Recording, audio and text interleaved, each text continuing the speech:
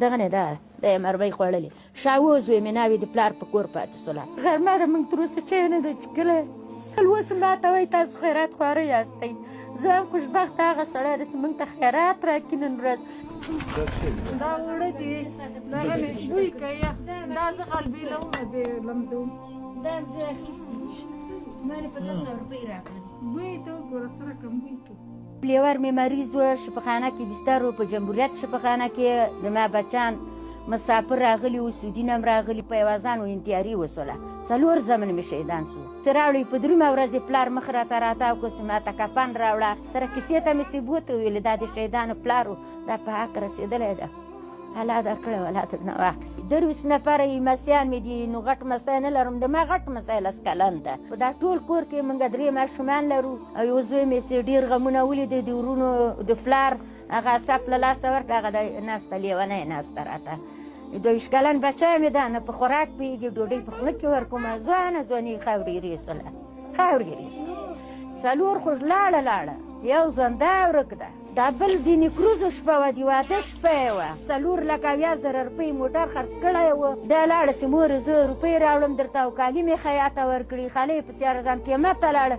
بس دا یې وشتلی و مړی په هغه کې پروت و دغلته یې مرمۍ خوړلې دغه نه ده دا یې مرمۍ خوړلې شاوه زوی مې ناوې د پلار په کور پاتې سوله ناوې مې نغه ده جنازې پسې مې منډه راوهلې دې بچي مام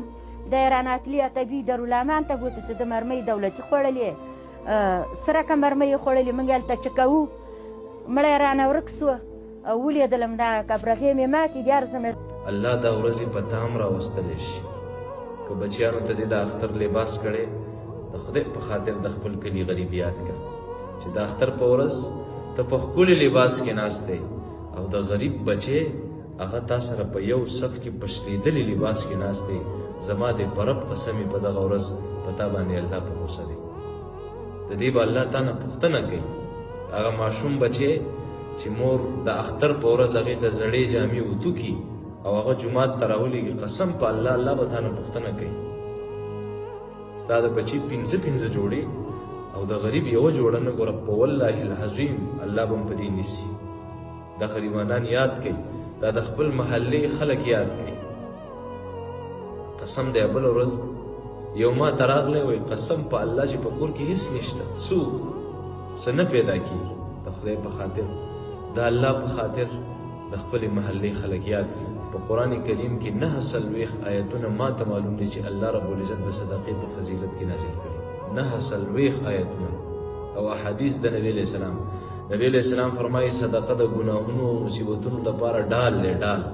نبی علیہ السلام فرمایي د قیامت په ورځ به دا انسان د عرش د سایې لاندې ولاړ نبی علیہ السلام فرمایي د دې انسان نه رب کریم راضي دی نبی علیہ السلام فرمایي څوک چې صدقه کوي د دې انسان عمر کې زیادت راځي نبی علیہ السلام فرمایي چې څوک صدقه کوي هر ورځ فرښته الله ته دعا کوي الله د دې مال زیات کړي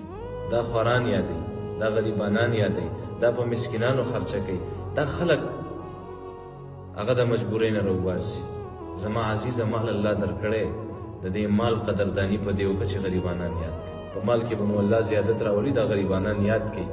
مه کوئ د الله په خاطر د رمضان میاشت ده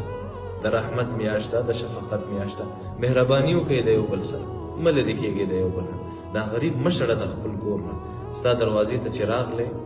دا مه شړه هسې نه چې الله دې بیا د خپل در نه وشړي الله دې د خپل رحمت نه لرې نه کړي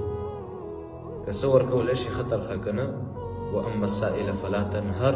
بدې خبرې مه کوه مه یې سپکوه مه یې بېعزته کوه ویې لږه ورته یې وروره نشته